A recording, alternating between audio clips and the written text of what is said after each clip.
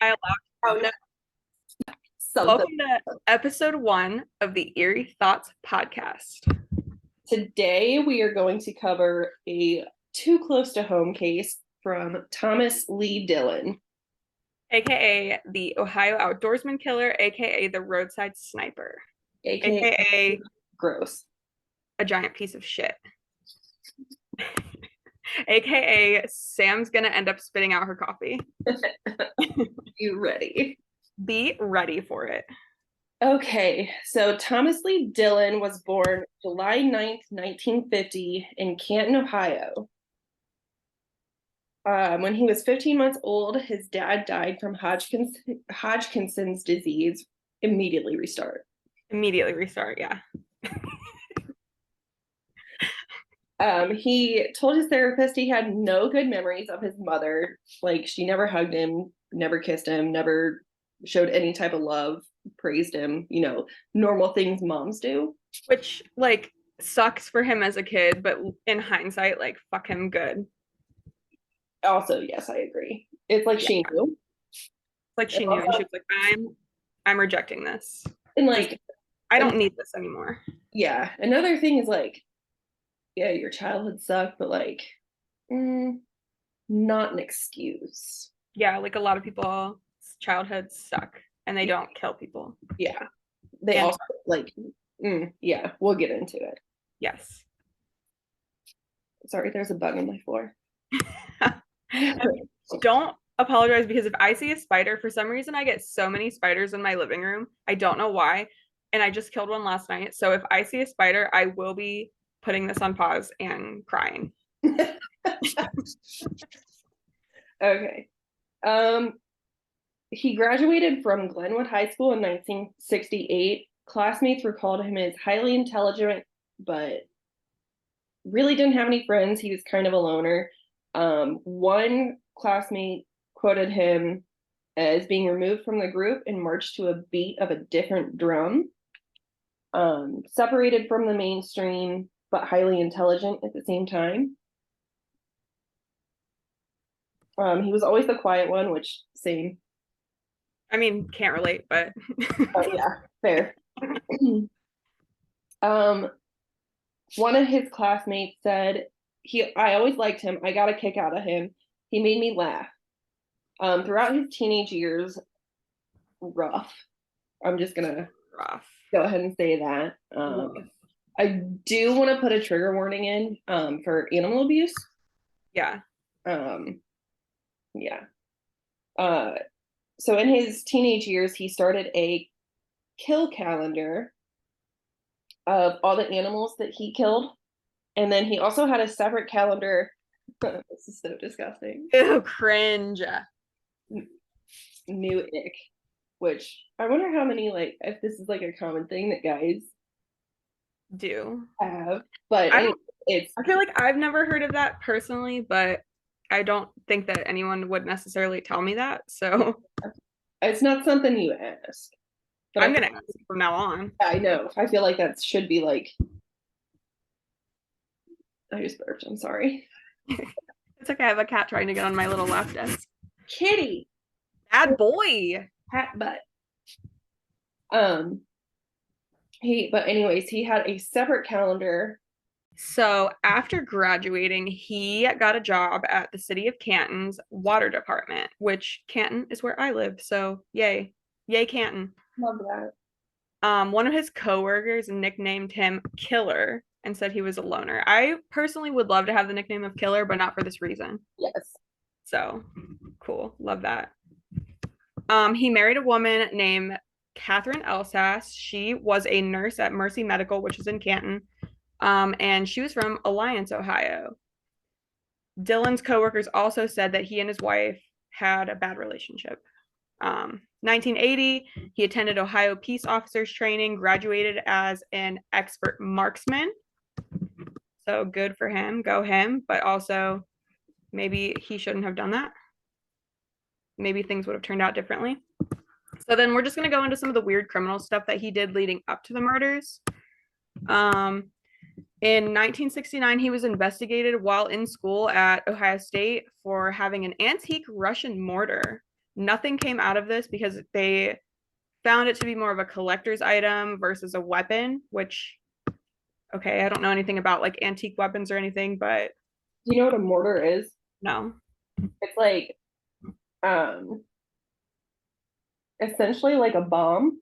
Oh, I was thinking it was more of like a sword. No, A no, bomb is worse. it goes boom. It she said boom. She is not a sword. She said, "We don't like this house anymore. Blow it up." Yeah. Um, but yeah, he continued his animal killing. So we talked about his kill calendar. He continued doing that into his adult life. By the early 80s, his kill calendar had hit 500 kills, which is just insane to me. Like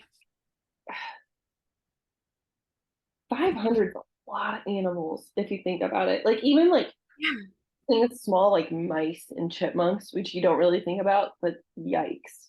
Like my kill calendar would probably be at like 3 just because I'd be hitting possums sometimes, not on purpose.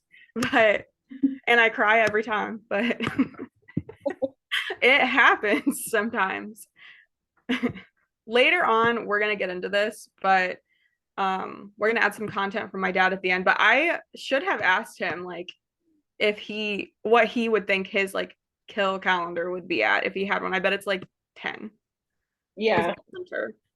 Yeah. Or maybe like 20. I don't know. He's been hunting for like 30 years. Yeah. I just want to know like Yeah. what animals he included. Well, I don't think we have this in here, but I think from what I saw, it was just like, well, I guess we'll get into it a little bit later, but he goes into like pets and like Yeah. livestock type things. So I would guess it's like dogs, cats, squirrels, like probably whatever he can find. Yeah. He had a passion for weapons, very obviously, I think. And he was always changing guns. He would buy weapons at gun shows, which I think you made the comment that people tend to do that sometimes because you don't have to get a background check. Yeah. Like even to this day, there's gun shows around. I know there's one here in Wayne County. There's just all over, and they don't run background checks. Yeah, which I guess at this point, at this early point, like it wouldn't really matter because he didn't really have anything on his record yet. But yeah, he'd buy weapons at gun shows, classified ads, order them by mail from catalogs. He always carried a gun, and he used or shot, I guess, about 1,000 rounds a year at target practice to the point where he had hearing damage, but was still only a mediocre marksman until he goes through the peace officer training, I believe, and that's when he kind of hones in his skills. Yeah.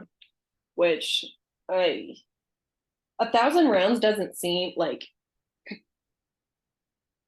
it seems like a lot, but at the same time it doesn't. But what we need to realize is he used like high powered rifles. So 1,000 rounds with a high powered rifle, that's a lot.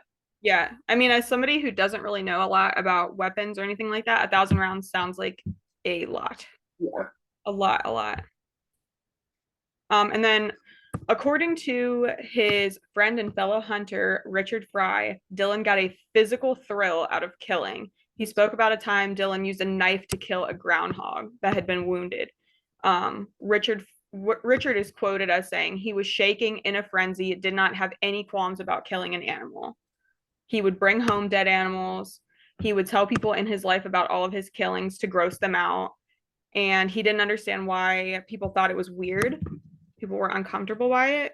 But so this kind of gets me like, if somebody was coming to me and telling me about all these dead animals that they were killing or bringing home dead animals or whatever, killing animals, I would severely question that. Oh, 100%. There's a difference between oh, again, we're in Ohio. It's 99% farm country. Everybody, that we know at least hunts. And it's different between like bragging, like, oh, look at this buck I shot, and then like, oh, I just slit a groundhog's throat. You know what I mean? Like hunting is one thing. People hunt like it's a sport, but just killing animals randomly and being like, I killed this groundhog today. I killed this squirrel. Here, do you want to see it? Like that's disgusting and foul. And then, yeah, so he would tell people about his killings and stuff to weird them out. There was a time when Dillon was with his friend Richard Fry and his son, who was around 5 years old at the time, and he teased Richard's son. So Dillon shot a chipmunk and then grabbed the dead chipmunk and then was chasing the little boy around with it until the little boy fell. And then Dillon like rubbed it in his face, which I don't know why. And I don't know exactly the timeline on some of these things that we're going to talk about. Some of it was really unclear, but if that happened, the way I would never speak to Dillon again and immediately would go to the police with that. The way I would strangle him myself. Yeah. Because like I have kids. Anybody that comes up, like, and I'm not saying that they haven't been exposed to like dead animals, because again, we hunt, we fish. Yeah. If you traumatize my children like that, R.I.P. That's all. R.I.P. bestie. And then in 1991, Dillon was cited for illegal target practice near a hunting area in southern Stark County. He ended up getting a $200 fine for that. His truck was searched, and the game warden took his .22 pistol with a silencer. He ends up getting indicted for the federal charge of owning an illegal silencer as a plea bargain for that charge. He surrendered all his weapons in exchange for no jail time and also promised not to buy anymore. And I have a comment, LOL. Do you want to do a little switcheroo? Yes. So now we're going to get into his confirmed murders. Again, trigger warning. Obviously, this gets kind of rough. So his first known victim was Donald Welling. He was 35 years old from Strasburg, Ohio. And this incident happened April 1st, 1989. Donald was out jogging around 9:30 in the morning on a back road in New Philadelphia in Tuscarawas County. Dillon drove up to him and shot him through the heart from just 10 feet away. He left no evidence, and police couldn't figure out any motive that anyone would have. Dillon said he, quote, heard a voice in his head that said, open fire on him. So I did. 10 seconds from the time I heard that voice until the time I killed him. That's insane. That is insane to me. Yeah. I don't know how I feel about the voice, because I feel like that's, but again, don't quote me, because I'm like not a professional in any sort of way. Not a psychologist, but I think we do mention it in the end. I think that I put a note in there, but he ends up like saying like the voice he heard in his head is just like his inner monologue, like his thoughts. It wasn't like voice in his head telling it wasn't something like an outside force. Yeah, it was just him thinking, saying, do whatever. Which is just scary. Yeah, it's like the intrusive thoughts we always talk about that we have. Like, I won't say mine because it bothers you a lot, but yeah. Yeah, I will throw up immediately. We don't act on them. Let's just say we don't act on them. You telling me that still bothers me to this day. How do you think I feel? I think about it all the time. Literally all the time. I'll be like watching TV or doing notes and it just pops into my head. Like, what if? And then I just like we're not even speaking and I just start throwing up as soon as that thought enters your mind. You just know that it entered my mind. You're thinking about it, aren't you? Yes. Ugh. Yes. Just know that I'm always thinking about it. It's gross, dude. So disgusting. I know. I hate it. All right. So his second victim, which plays a huge part in this because his mom is an actual queen, is Jamie Paxton. He was 21 years old at the time of the incidents, from Bannock, Ohio, which I've never heard of that before. I haven't either. And this happened November 10th, 1990. Jamie was hunting just outside of St. Clairsville, Ohio, which is close to the West Virginia border. He was headed out around 7 a.m. telling his mother and father that he loved him. Oh my God. Loved them. So I know. Oh, I thought you were crying over that for a minute. Which I mean, I'll just cry on my own for a minute. Okay, no. Same.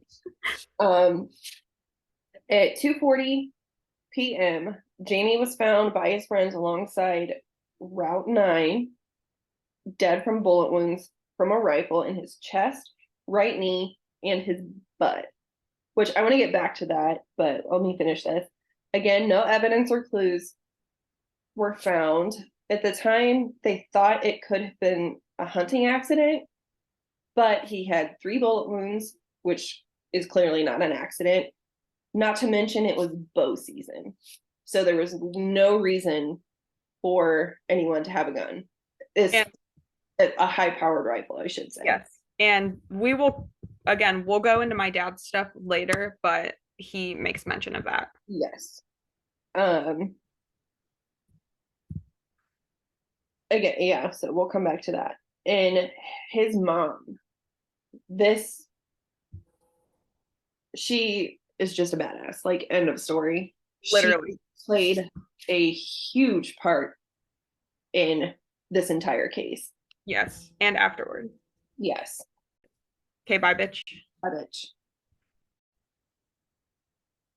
Okay. So we left off with Kevin, right? Yep. So Kevin Loring was 3 years old at his time of death on November 28th, 1990, and he's from Duxbury, Massachusetts. Kevin was a married father of 3, and he was on a hunting trip in Muskingum County in a strip mine area and was shot 1 time in the face. This murder was classified as a hunting accident, but would later be linked to Dillon. So there's not a whole lot on his. And then, do you want to take over? Sure.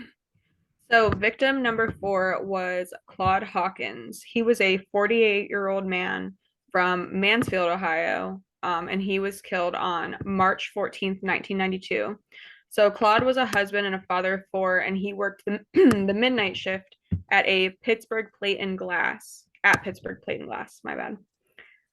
He was going fishing in the morning after his work shift at his favorite spot right below Wills Creek Dam in Coshocton County. He was shot close range in the back. This murder was on federal land, so the FBI got involved. They searched the area for shell casings by hand and with metal detectors, but again, no evidence was left behind. At this point, they knew they were dealing with, quote, a different breed of person, according to Special Agent Harry Trumbitis with the FBI. When talking about this murder later on, Dillon said he again heard a voice in his head saying to go back and get him, so he did. And again, the voice in his head is just his thoughts, not any like specific mental illness. I mean, I'm sure there was something going on, but there had to be. We don't really have a whole lot of info on that, but he later admits that the voice he heard in his head was just his thoughts. And then victim number 5. So this is the last confirmed victim. Gary Bradley. He was 44 from Williamstown, West Virginia, and he was murdered on April 5th, 1992. Gary was a father of 3 boys, and this one really tugged at my heartstrings. So his 3 boys, he called them his fishing team, and he had planned to take them all fishing in Canada one day in one of the back parts of the country where not many people went. He was also a U.S. Army veteran, and he served in Vietnam. Gary was fishing in Noble County at the Ohio Power Recreation Area when he was shot in the back twice by Dillon. Dillon was hiding across the street. Dillon waved at him the first time, like he drove by him and waved at Gary, and then later came back and took his life, which is just really sad. They're all really sad. It's just crazy to me. The fishing team thing really got me. Yeah. Especially 3 boys. You know that they were so close. Yeah, it's really sad. So now we're gonna get into Jean Paxton, aka Jamie Paxton's mom, aka the baddest bitch. Yes. So not long after Jamie's murder, his mother Jean Paxton started writing letters to the killer via Martins Ferry Times Leader newspaper. So she was writing letters to be published in this newspaper, basically like calling out to Jamie's murderer. So here's a quote from one of her letters. She wrote, to the murderer, apostrophe S, whether, because she didn't know, whether it was one person or multiple. To the murderer of my son, Jamie, would it be easier for you if I wrote words of hate? I can't because I don't feel hate. I feel deep sorrow at losing my son. You took a light from my life November 10th and left me with many days of darkness. Have you thought of your own death? Unless you confess your sin and ask for God's forgiveness, you will face the fire and fury of hell. When you are caught, I will be sorry for your family. They will have to carry the burden of your guilt all their lives. Which I think kind of is a really powerful quote from her. And I think it kind of speaks to her character, where she's not necessarily even hating on him. She's basically just calling him out and telling him to find God and find religion. Yeah. Which I think is really big of her, because I would not be that nice. Oh yeah, no, I could not be me. Oh, could not be me. No. So Jean continued writing letters for nearly a year with no response from Dillon, until in October 1991, she wrote, and here's a quote again from another letter. It's been nearly a year since you killed my son. Has your life changed in the past 11 months? Our family hasn't lived since last November 10th. We are surviving one day at a time. There is one question on our minds all day long, and every time we wake up at night. We want to know why Jamie was killed. So after this letter got published, Dillon finally responded via a typed anonymous letter to the same newspaper Jean had been writing. And it was verified to be the killer through details that he provided that weren't known to the public. So we have his entire letter here in the notes. I'm not going to read all of it. I'm just going to read a few key points. So in his letter, Thomas Dillon writes, Paxton was killed because of an irresistible compulsion that has taken over my life. I knew when I left my house that day that someone would die by my hand. I just didn't know who or where. And that's really scary. It is. How do you just wake up and decide that? Yeah, or just know. It's like a need. Yeah. Like I wake up and I'm like, oh, I'm thirsty, I'm hungry. Yeah. He's like, I'm gonna kill today. Yeah. My two cats are playing, so sorry if you can hear that. They're like clawing at my couch and running around. Another section of his letter, he said, something in my head causes me to turn into a merciless killer with no conscience. To the Paxtons, you deserve to know the details. I was very drunk and a voice inside my head said, do it. Which I kind of think is a little bit of a cop-out, blaming it on being drunk, because we don't have this info, but I didn't remember reading anything saying that he was drunk during all the killings. Yeah. So a little bit of a cop-out if you ask me. And then another passage, this will be the last one we read from his letter.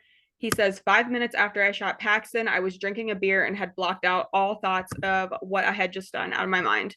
I thought no more of shooting Paxton than shooting a bottle at the dump. Disgusting. Yeah. And we won't read his entire letter like you said, but he does go into a lot of detail about Jamie's murder, which they immediately knew it had to be him because he knew too many details for it to not be him. Yeah. And then Jamie's murder was the only murder that he regretted because he did not know how old Jamie was at the time. Yeah, I think I remember reading something, which is not in the notes, of Dillon thinking Jamie was like in his 30s from first glance or something. And then when he found out he was only 21, he regretted it. Yeah. If we believe that. I don't personally, but I think maybe he had, I don't want to say remorse because he is not capable of that, but I don't know if because he was so young, he might have, no, again, don't quote me on this. He might have compared him to his son. Yeah. Maybe when he realized how young he was, he thought that didn't really fit into his plan of what he had planned to do, is kind of how I'm thinking. And so he regretted it in that sense, that it wasn't, he hadn't planned on killing anybody that young. Yeah. And then going back to him being a expert marksman, why did it take him 3 times? Yeah. Shoot him. Which again, he was drinking, so maybe that played a part in it, but maybe. And I don't know if we have the distance for Jamie? How far away it was? Um, Let me see. right off the bat, I don't know, but he was. Oh, it doesn't, we don't have how far away he was, but yeah, like you said, three shots. It was either maybe it was far away or like you said, drinking played a part in it, but And then, expert marksman who? and they weren't even close in proximity because one was to the chest, one was to the knee, and the other was to the butt. Yeah, so it was like maybe Jamie was facing him, he started shooting, and then Jamie started to like turn to run away or something like Yeah. that. I don't know exactly. We don't know if that's exactly what happened, but it's kind of what it sounds like to me. Yeah. So this letter didn't really help in any way, but the FBI did come up with a profile on Dillon. They put him as an educated white male, predilection for crimes such as arson and killing pets, which both were very big things that he did. I don't think we talked about the arson at all. I couldn't find a whole lot on it, but there were definitely instances of him starting fires, and there might be a little fact at the end about his arson. I know we added something about his arsons later on. Yeah, if we didn't, he definitely loved starting fires, but probably loved killing pets more. Yeah. Richard Fry, so we talked about him in the beginning. He was an old classmate and friend of Dillon's. So when this profile got posted by the FBI, Richard Fry saw this on August 11th and decided Dillon suspiciously fit the profile. He tried to call the FBI number that was listed several times, and no one ever got back to him. So he called the Tuscarawas County Sheriff and reported Dillon, which, can we just take a moment? Like, why is nobody from the FBI calling this man back? Honestly, I mean, there's they. Yeah, we'll just let that one go. We'll leave that at that. Yeah, that's that on that. So, like I said, he called the Tuscarawas County Sheriff and reported Dillon. So Richard Fry wanted to meet somewhere that wasn't the police station. He was nervous about reporting Dillon, as I probably would be too. So they ended up meeting at a private place later that day. Detective Wilson was the one who met up with him. So Fry told Wilson, quote, "He asked me if I thought he could or had killed somebody. The way he looked at me chilled my blood. I thought he had a secret to tell. It was the look on his face and in his eyes." So that was something Dillon had said to Fry in one of their many hanging out / late night drive type of situations. Which I don't know why he was still hanging around this guy after the chipmunk incident. Yeah. Which the timeline on that is a little unclear. I found, different random pieces of information kind of on different websites. So I tried to just put it all in in the timeline that I thought made sense. But yeah, some of it was unclear. I would hope to God that after the chipmunk it's an incident that maybe Fry took a step back from Dillon. I don't know. Or maybe he was always like this and this was normal. I don't know. It was like the 80s. We're not around. I know it was a different time, but that just seems really weird to me, even for the 80s. Yeah. So Fry and Dillon were high school friends and would drive around back roads shooting at signs. This was what they did. And animals, I guess. Also lighting fires. But Dillon got increasingly creepy, shooting at family pets instead of just random animals. So Fry told him he needs to knock it off, killing people's pets. Like, that's not cool type of situation. Pretty sure that's an exact quote. "Knock it off, bro. That's not cool." No. One day, Dillon, Fry, and some other friends were coming back from Atwood Lake, which I don't know if you ever have, but we used to go to Atwood Lake very frequently when I was a kid and a teenager. My husband used to go there all the time. And I think one of my husband's friend has a house down there now. Oh, really? That was like the go-to spot for them. Yeah, that's like the go-to spot. Yeah, so they were coming back from Atwood Lake, and Dillon decided to randomly start shooting at a farmer that was several hundred yards away. I don't know what I would do in this instance. I really don't know what I would do. One of the friends asked Dillon what he was doing, and Dillon basically said it was fine because a pistol wouldn't shoot that far. Either way, not okay. You're shooting at like a person. It'd be different if it was like a tree. Yeah, a tree, a can, a sign. Yeah. But not a person. I don't care how far away you are. You don't do that. So after that incident, Dillon and Fry kind of started drifting apart and weren't really friends. But then they ended up rekindling their friendship in 1989, and they would attend gun shows together. So they started doing their drives again. On one of these drives, Dillon said to Fry, "Do you realize you can go out into the country and find somebody and there are no witnesses? You can shoot them. There is no motive. Do you realize how easy murder would be to get away with?" And then Fry's quoted as saying, "Yeah, but why would you do it?"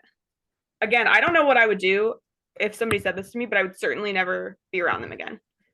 Yeah, especially it'd be different if it was just like, and I don't even want to say it'd be different because I'm not a psychopath. I want to clarify that right this instant. Well, fair. But with everything going on, and then one of your friends just said that is somebody you've been kind of like, yeah, like you hadn't talked to them for a while, and then you're kind of just being friends with them again, newly. Yeah. Which I don't know for sure, but I'm kind of thinking that's what happened. Like maybe after this statement and like the whole do you think I ever have or could kill somebody statement, that was when Fry was like, something's not right here. Let me report this guy. Yeah.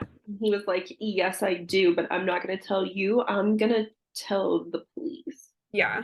That's what I'm gonna do. I'm gonna tell anybody besides you. Yes. And then Dillon often talked about serial killers with Fry, especially Ted Bundy, which in the context that we have of Dillon, we know that that's weird, but like we have a true crime podcast. So yeah, I mean, I don't think we've ever had a conversation like we've ever gone through a day without talking about some type of murder or a creepy situation or just anything like that. So, I mean, we can't necessarily say that in and of itself is a red flag, but knowing everything that we know about Dillon, I think it's a huge red flag. Yeah, because it seems like he idolized Ted Bundy. Yeah, it's like, it wasn't just like a yeah. Yeah. It's like how we talk about some of our other true crime podcasters, but they're not serial killers, at least that we know of. So, Dillon's coworkers told investigators that Dillon kept maps on his table of the counties where each of the victims were killed, which is another red flag. Yes. His time off of work matched up with murders. So even though he had like a good attendance record at work, like he would take vacation days or his days off. Yeah. Matched up with each of the murders. Yeah, I think I remember reading that he got every weekend off, which if he worked at the water department, I'm sure that makes sense for like a government job. But yeah, the police were able to like connect the dots in that. September 20th, 1992, neighbors see a red truck that matched Dillon's truck's description parked near where a dog was killed with a .25 caliber bullet, which was recovered and later matched ballistics to one of the guns Dillon had, which we'll get back to that. Yeah, I was gonna say, I wonder if that's the incident that my dad talks about. I bet you it is. The FBI started around-the-clock surveillance following Dillon to gun shows in October of 1992. No, I messed that up. November 8th, Dillon is seen stopping several times and pointing his gun at random signs, throwing a rock through the windshield of a car for sale, just dumb shit like that. Like random, yeah. Like things you would like expect a teenager to do. Yeah, big whole grown man.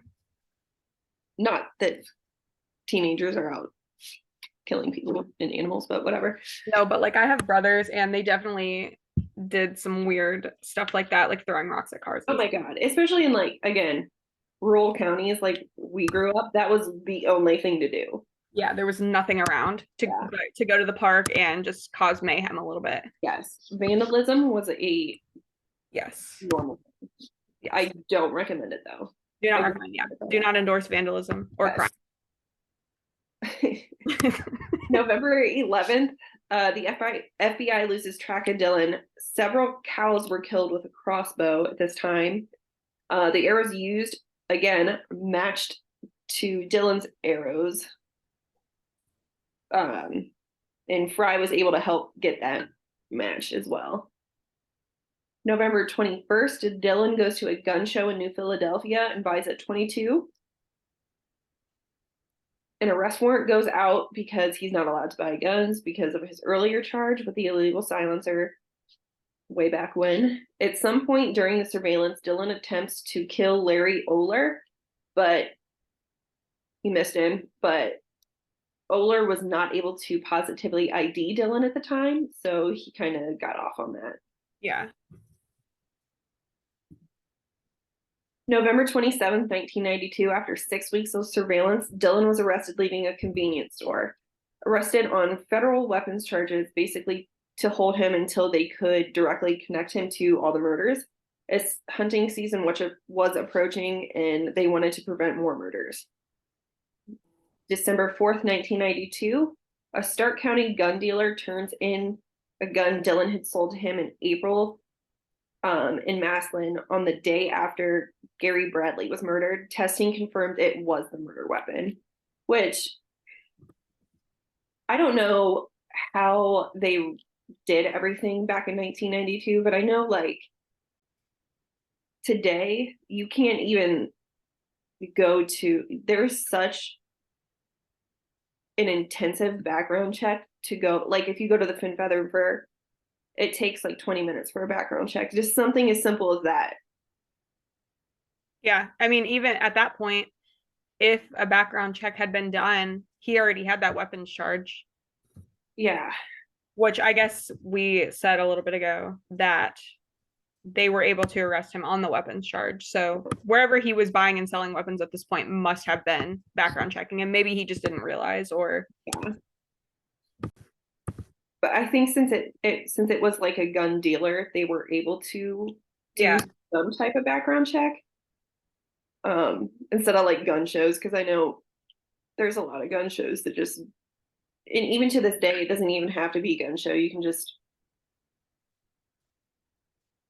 go by, like if you know somebody selling a gun, you can just go there or go to that person and they're not going to do anything about it. That, right. Yeah. The whole, I'm not going to get into it. Yeah. It's scary. It's really scary. Dillon was indicted on capital charges on January 27th, 1993 for Gary Bradley and Claude Hopkins murders. He originally pleaded not guilty, but ended up confessing to all 5 of the murders for a plea deal because he did not want to get the death penalty. He big crybaby boy. Scaredy cat. Which I would be too, honestly, because at the time, it wasn't lethal injection. He was going to go to the electric chair, which he completely deserved. Yeah, exactly. Spooky. July 12th, 1993, Dillon entered his pleas before the judge, guilty to each count in return for no death penalty again. And he got 5 consecutive life sentences plus 165 years. So they said, you will not be getting out at all. You're done. Not in the next 5 lifetimes or the next couple after that. While incarcerated, Dillon was placed on homicide watch, which kind of threw me off because I'd never heard of homicide watch before. Suicide watch, yeah. But he was placed on homicide watch because guards found 2 pieces of like bed sheets that he had torn in his cell, and he admitted that given the opportunity, he would strangle another inmate and not think twice about it, which is just yeah.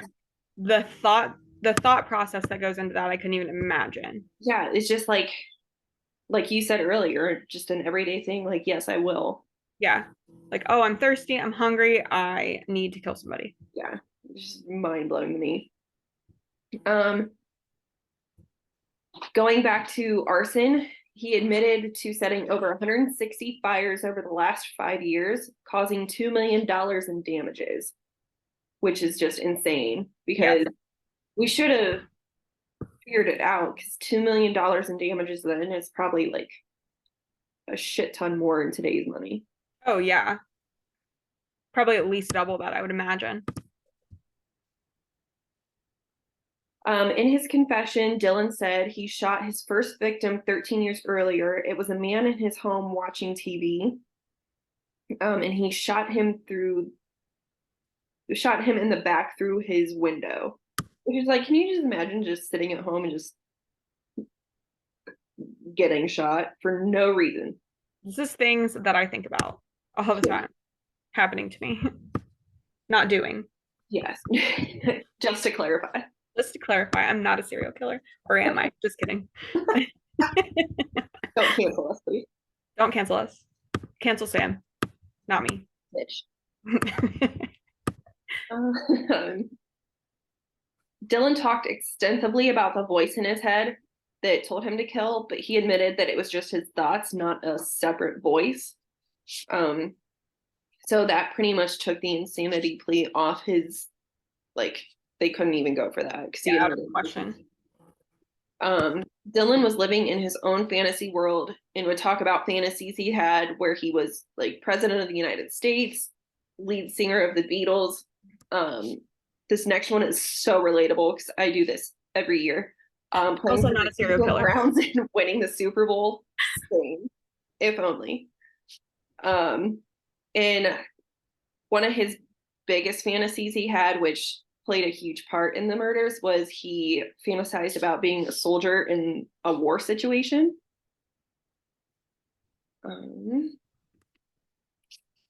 So this is going back to Jean Paxton, the Queen of Queens, let me just say.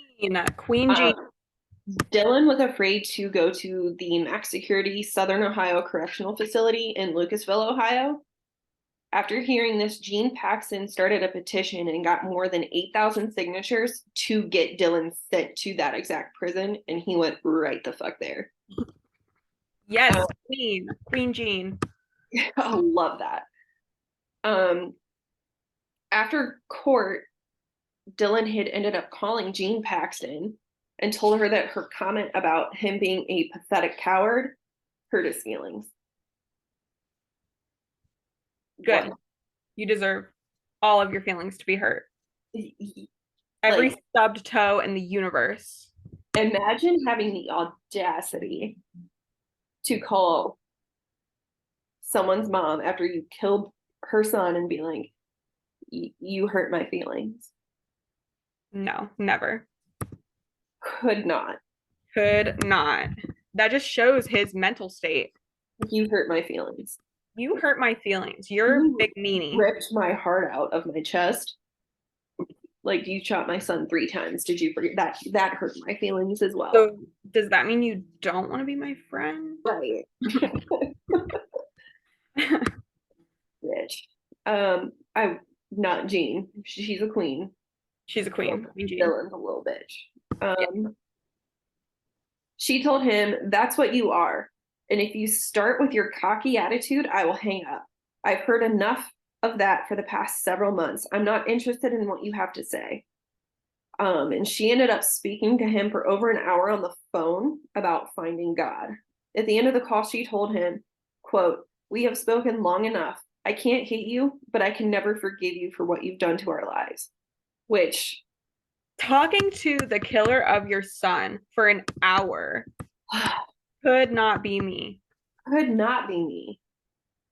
And like, that just goes to show you what kind of person she is and what kind of person she was raising Jamie to be. Yeah. And it's like, she didn't even really speak to him in a hateful manner. It was more about like the quote said, finding God. So like helping himself. Yeah. Change. Which, oh God. I'm way too hateful for that. I could not. I love her for that. And I love that for her. I love that for her. And I hope to God one day I can be that strong. Does not look good for me though. Current situation, no. Yes, correct. In 1996, after 17 years, Dillon's wife finally divorced him. Now, I've seen a couple different stories about this, so I'm not 100% sure who tried to do it, but somebody had tried to sell Dillon's story to Hollywood in order to earn some money off that. Once Jean Paxton heard about that, she and Ohio Senator Bob Ney passed Paxton's bill, which prevented killers and their relatives from profiting off the crimes according to the Crime and Corruption. The wiki. That was the website we found it on. Okay. Which, if it was somebody in Dillon's family that tried to sell his story, yeah, no. Disgusting. Like, I almost get it in a way of like, I don't know.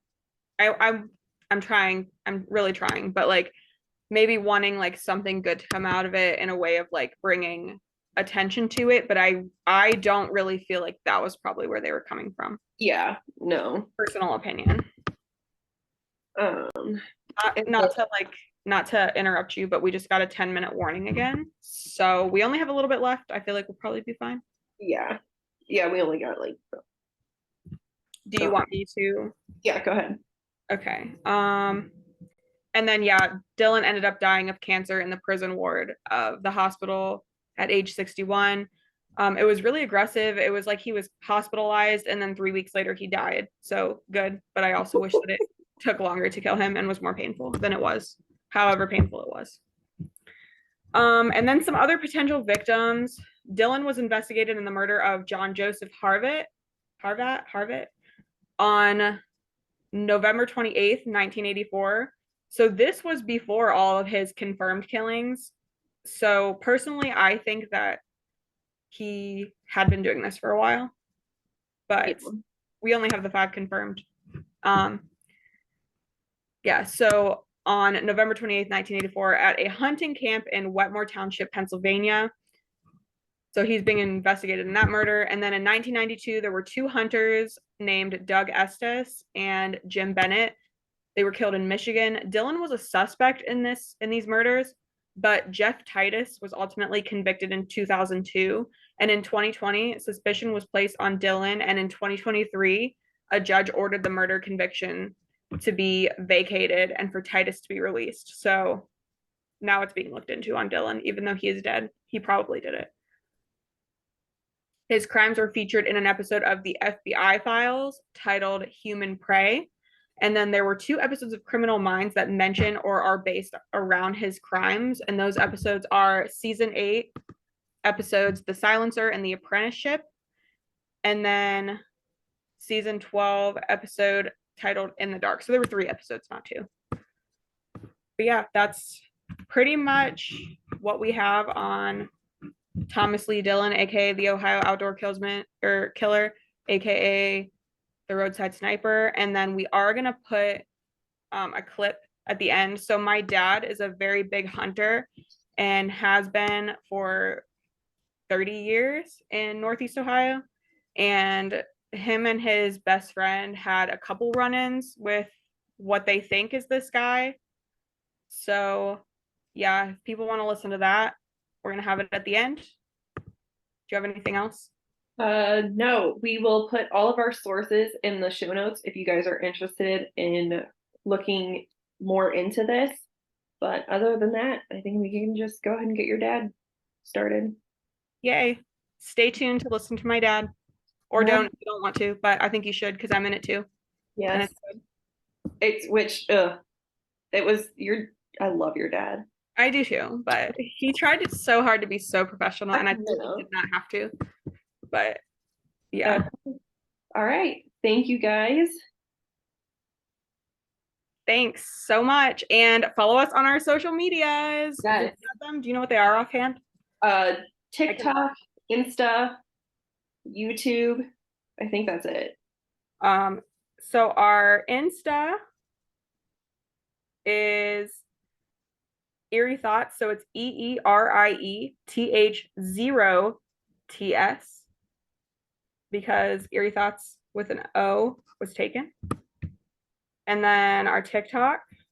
What is our TikTok? Let's see. Eeriest Thots Pod. Is that what it is? Yeah.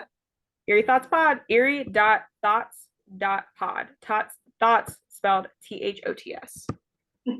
And we don't have a Facebook yet, and we don't have a website yet, but we also have an email. You can email us. What's our email? EerieThoughtsPod Yes. at Gmail. So if you guys have any stories that you want to submit and want us to talk about, we'll look into making like a listener story situation if we get enough stories. So definitely write us in stories. Anything creepy, anything, any comments, anything like that, you can send us. I did my eyebrows last night, so if you have any comments on them, please don't. They look fantastic. I was going to say that to you earlier. Thanks. But don't make fun of them because I'll cry. All right. And I think that's it. Again, feel free to reach out. I'll have everything in the show notes for the links. Yeah. And everything. So. And if you guys have any ideas for like merch or anything like that, anything that you guys would like to see us do or have or anything at all, please let us know because we love a good merch. Yes. We love a good case. Suggest us cases. Yes. We've already got a whole list that's growing of things we want to cover, but we would love to cover more lesser known cases. At least I would personally. Yes. So. And then if you guys have like any missing person stories too, we want to help get the word out for those as well. Yeah, even if it's not a whole lot of information, maybe it's just a social media post, but we'll definitely do that. But other than that, I think we are good to go. Yay. All right. Episode 1 done. Nasty little freaks. We love you. We love you all. We love all 2 of you. All right. So we are going to go ahead and start with your dad's recording. Okay. All right. Do we want to stay on Zoom or what do you want to do? Or are we done? We're done. Okay, cool. You're done. We're done. Cage. Cage.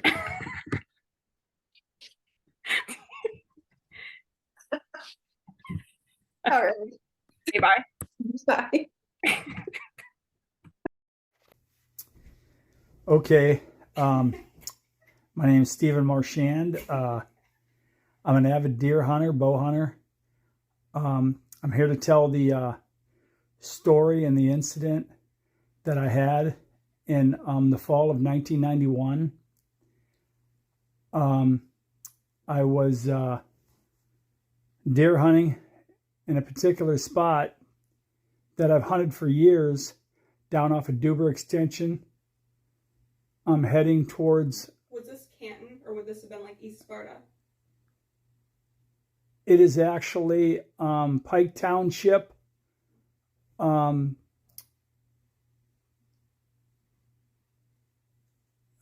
actual city I'm not 100% sure of. It's just south of Canton. Yeah, I think it was East Sparta. Might be Sparta, Pike Township. Yeah.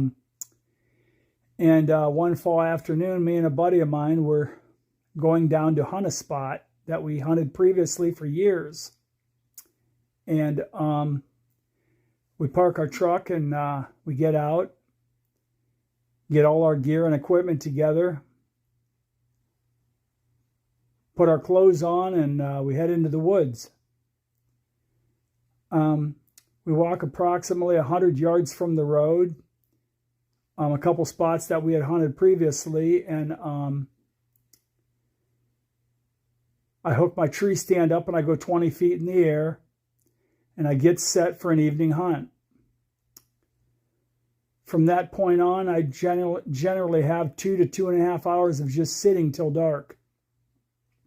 On this particular evening hunt, I was sitting there probably about 2 hours or so, and just a side note, you said Carol, your friend, went.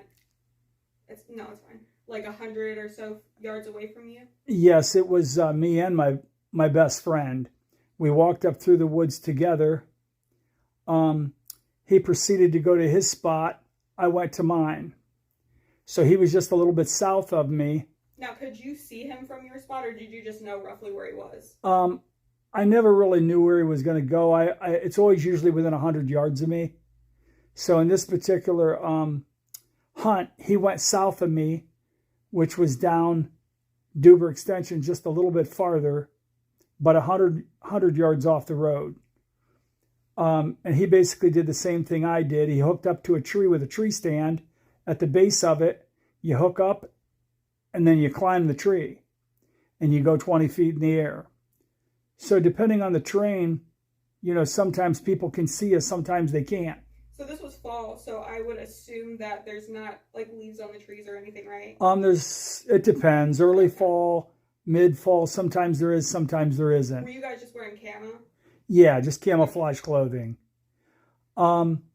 So generally about 3:45, you kind of get ready. If there's any activity if there is going to be any movement, of any wild game, it's usually going to be from 4 till dark, which is usually 5:20 that time of year.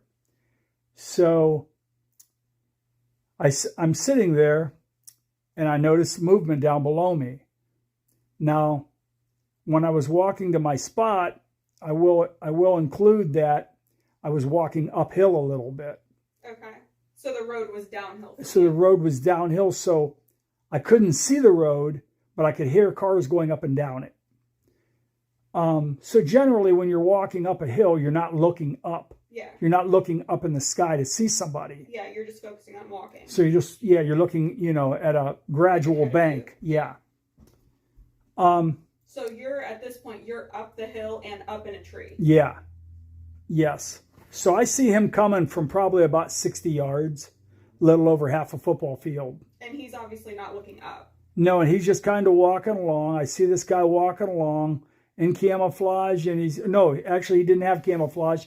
He just had like blue coveralls on, which I thought was kind of strange. Yeah, because I don't know, maybe I'm wrong, but isn't there is there a law, or am I thinking of like people wearing orange during gun season? Yeah, the law is orange during the week of gun season. But this was not gun season. No, this was archery season. So basically, you could wear anything you want walking through the woods. It doesn't matter. But typically, you wear camo. If you're hunting, you do. But Yeah. a lot of times, I'll see people just riding four-wheelers, riding horses, or just hiking. Yeah.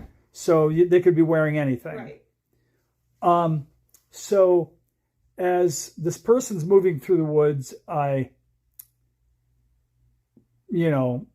it's always kind of a surprise to me, but I see it a lot, Probably don't think too much of it. Not generally. I generally just think it's another somebody else hunting. Yeah. So you just try not to move. And basically I've seen a lot of people like that, and they've walked right under me and never even knew I was there. So if they don't see me, you know what? Then I don't say anything. I just let them go. And that's the end of it. So the guy comes up, he's walking up the hill. He gets probably within about, say, I don't know, 20, maybe 30 yards of me. I know it's picking me up. And he gets about 30 yards from me. And he turns around and he sits down.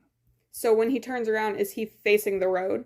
He's facing the road with his back to me. Yeah. And he's about 30 yards ahead of me. So he has not seen you at this point. He hasn't seen me. And at that point, I don't say anything. I just sit there. Yeah. Now, at that point, it's probably time he gets up there and gets sit down. It's probably, I'm guessing, about 10 till 5, maybe 5 till 5.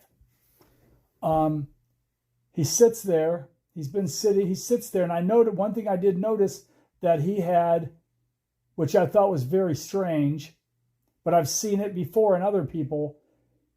He didn't have a gun related to what he was legally allowed to hunt. And he didn't have a bow. Yeah, he didn't have a bow. Now, it was archery season, but you could still squirrel hunt. Okay. You can do other kind of hunting with a gun. But the gun he had wasn't. The gun he had, one that usually you could use for that. you'd be squirrel hunting is what he would be doing. Which the gun he had was a rifle, because you are allowed to use a small rifle to squirrel hunt. But what he didn't have, he had a big rifle. I noticed he had a big rifle. That's one thing I did notice, which I thought was kind of weird. But again, probably don't think too much of it at that time. No, not too much. So I just let it go, and I didn't say anything. So about, I'm going to guess about maybe I don't know, 5 or maybe even around 5 o'clock.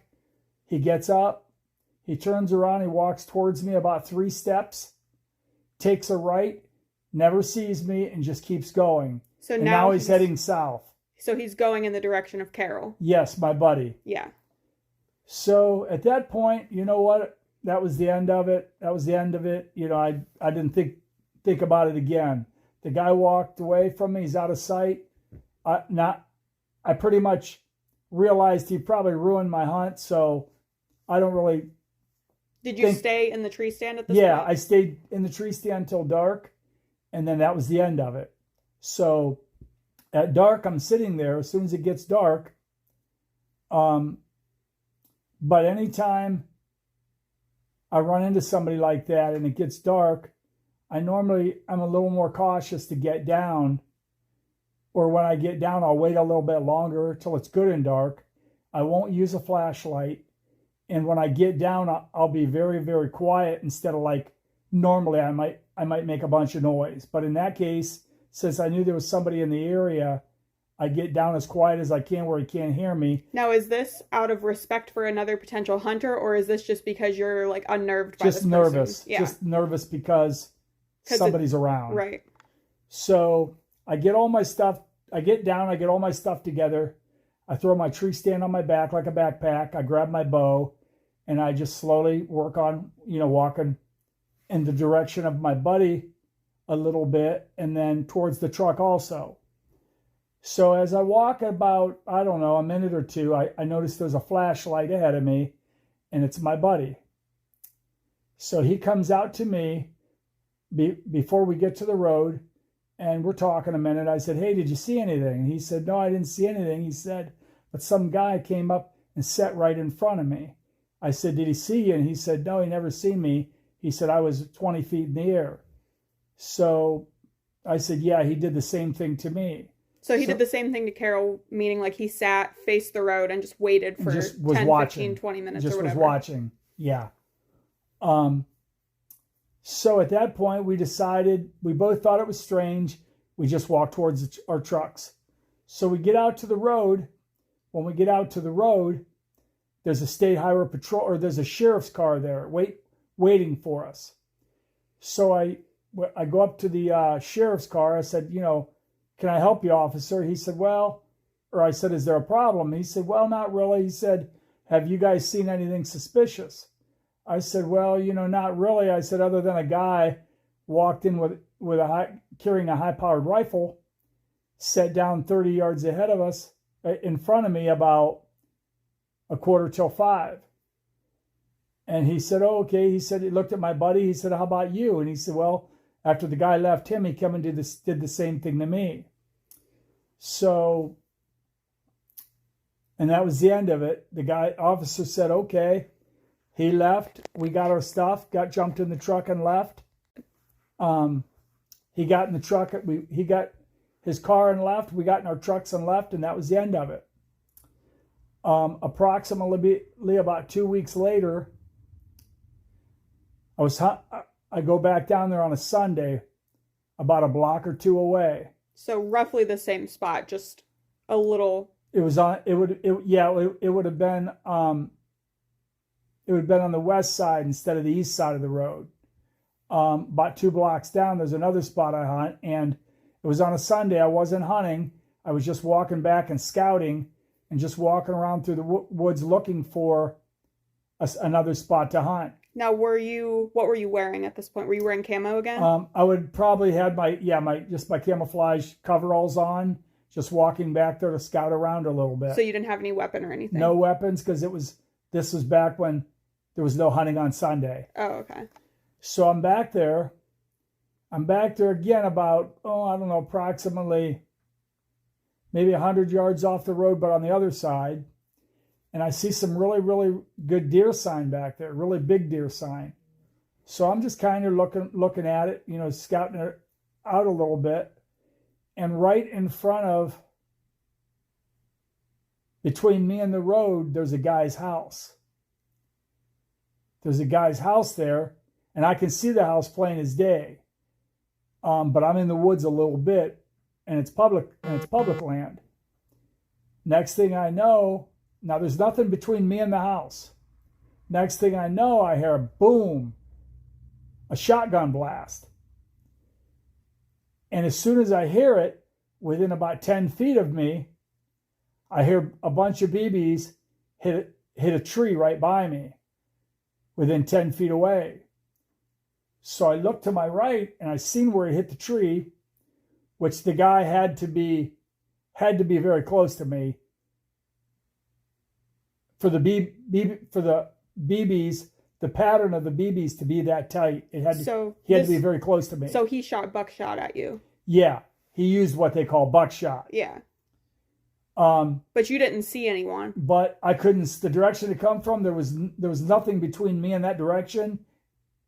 There was literally nothing, and I could not see anybody. So I don't know where it came from at that point. So instantly, in fear of my life, I hit the ground, and I laid on the ground for like 10 minutes. I laid there and slowly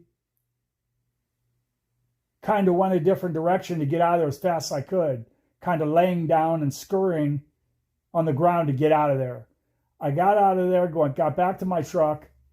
I called the sheriff. He come out from your truck, or did you drive away? I actually called. I called when I got home. Okay. Yeah, I would not have stayed in that spot. So I got out of there, and basically, he asked me what I thought happened. I said, well, there was a house there from the direction of where I felt those BBs came from, or that buckshot came from. It almost had to come from that house. Or at least in that direction, around it. So he said he would investigate it. Anyway, so... Prior to these two instances, did you guys know about this Thomas Dillon? Had you heard about him at all? No. Okay, you guys had no idea. No. I mean... Like, I didn't know if maybe you had seen something on the news. I could have. I don't think I did at this point. I really don't. This was the first two incidents I had, and I didn't know nothing about this. Yeah. About this case or nothing. It was, kind of early, I guess, in it. I don't know, but yeah. I really hadn't heard much about it. But anyway, so the sheriff's office called me back. They told me their explanation of what they had done, and they had said that they talked to the person in the house that owned the house, and they said, it wasn't them. They really didn't know anything about it, anything that happened. So that was pretty much the end of it. I still proceeded to hunt. That area all fall long. Never really had another run-in with any problems. Now the buddy of mine that was with me went on to tell me before the first incident, okay, he had been questioned by a sheriff a couple times about when he had come out of the woods to get in his car to leave, if he had seen any suspicious activity. So basically what happened at that first incident when the sheriff was there waiting for you guys, that had already happened to him several times. To him a couple times before that, yeah. I really didn't know. He didn't tell me. He didn't really think much of it. Yeah. So anyway, so then that was probably, I'm guessing, the fall of 91 maybe. The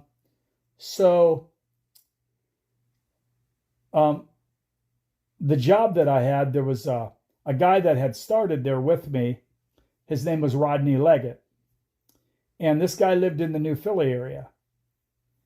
And he had some property down there, and me and him became friends. And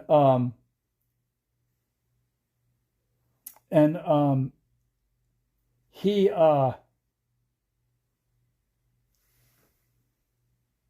invited me down to do some hunting down there with him. We did a lot of hunting and fishing throughout the year, and it was earlier in the season, so I'm guessing it would have been around October. So this was the same year? I would say probably around maybe October, maybe of the next year. Of the next year, okay. Maybe 92. Anyway,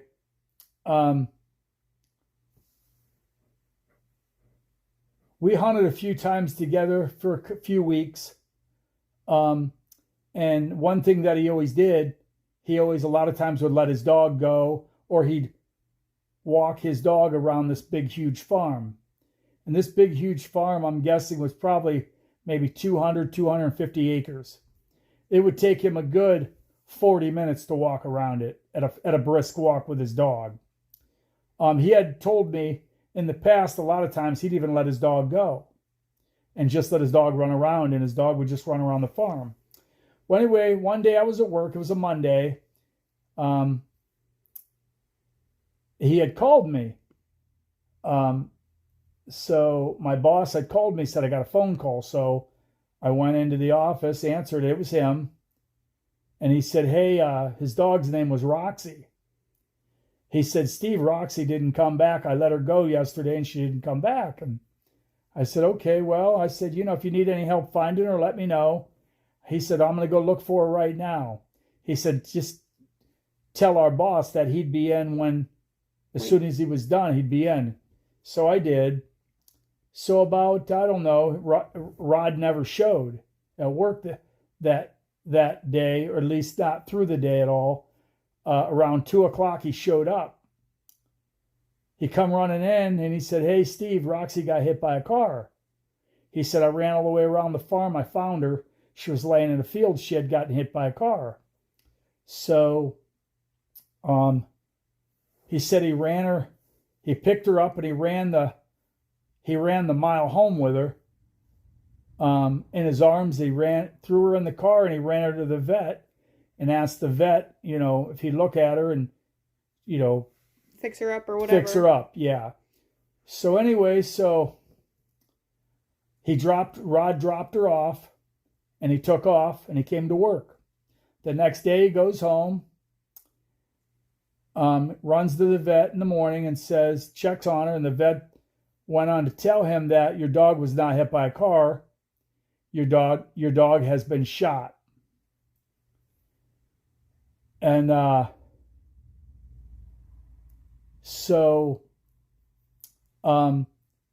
but they wanted, the dog had passed away. They had retrieved the bullet out of the dog that had killed it, and they were sending the bullet out for ballistics testing, and it would be a week or so to 10 days for it to come back. Now, why did they decide to do this ballistics testing? Well, the ballistics testing was done because at this time, whether the public knew it or not, there was a manhunt for a fugitive, a serial killer that was going around Ohio, who was killing people, shooting people just at random, whether he would just shoot a bow hunter in a field walking, or he would shoot a fisherman standing by a lake fishing, or a woman jogging, or... So what you're saying is when he took his dog to the vet, the FBI got involved. Yes. The FBI got involved. And they said, they asked for the testing, I'm assuming, or they wanted the bullet to test it? Well, they automatically, it was just an automatic thing that they were doing because... for any animal that was shot? There was such a demand to catch this guy that they were using every resource they had. Gotcha. I was just wondering how they came into the picture, but that makes sense if that was just something they were doing on any animal that was shot. Yes, any animal. He would shoot deer. He would shoot turkeys. He would shoot anything, anybody. So even at this point, still, did you know about this guy yet? I think somebody had actually told me about it.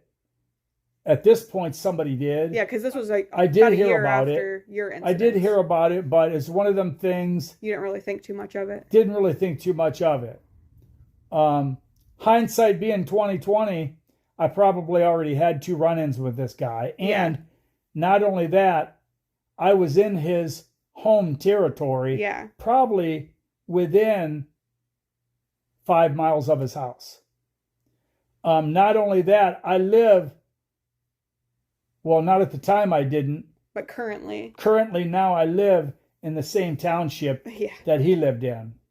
And those were that was my stomping grounds the whole time, Yeah. right in his back door. So, Yeah. I do believe the day that me and my best friend were bow hunting on the east side of Duber Extension, I do believe that day That was him. he came into that woods looking for me and my buddy. Yeah, because I do believe that. he probably knew this was a spot that people hunted, and he was. Well, I think he's seen our cars there, and I think he went in. I see what you're He saying. went in for that. Yeah, he knew there was people hunting in there. Looking for whoever had those vehicles. Yeah, That's so he who was sitting looking for. facing the road so that he could see anybody walking up to the Up vehicles. or down. Yeah. Yes, that's. I would just say I think I got pretty lucky. Yeah. So then back to the FBI getting involved with the bullet ballistics. So after 10 days went by, 7 to 10 days, Rodney Leggett had called me, and he said, "Steve, hey, I just want to let you know the ballistics came back on Roxy, his dog." I said, "Oh yeah, what did they say?"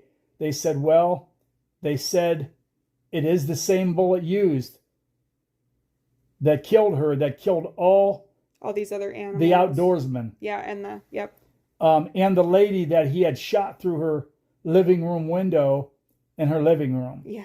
from 200 yards away for no apparent reason." Yep. So yeah, at that point, there was, it was definitely some red flags flying for me. But at that point, then we kind of left his farm, and I headed to Southern Ohio to hunt the rest of the season on private property, to where, the chances of seeing somebody were pretty slim. Yeah. So did you have any more run-ins with him after this? No, that was it for till they caught him. And then I know you said that Carol had other involvement with it. Do you know anything about that? Well, no, I don't really, other than him just telling me that he, his involvement would have been with the sheriff outside, just waiting Gotcha. Waiting Just by his prior car to your first. when they were looking for this guy or looking for suspicious activity or. Gotcha. But he didn't have any other incidents himself No. with him. No, he didn't have any incidents himself like I did. No, other than he had said the same thing that I'd said that day we were there. He felt that guy came into that woods looking for me and him. Precisely. Yeah, specifically, he knew people were in here hunting. Whoever owned those two vehicles, that's who he was looking for. Yeah. But luckily, we were 20 feet in the air, he didn't and see you guys. he didn't see us, because if he would have turned around and looked up and seen me, I would have probably been in pretty deep trouble. Yeah. But no, that was pretty much it till they caught him. And I know he did work at the water department. The water department. Just up the road. Yeah, me and Sam work with a guy named Joe that heard us talking about this. I was reading your text that you sent me about this out loud, and Joe was like, "Oh yeah, Tom Dillon. I used to work with him at the water department." Yeah, just such a freak experience. I mean, yeah,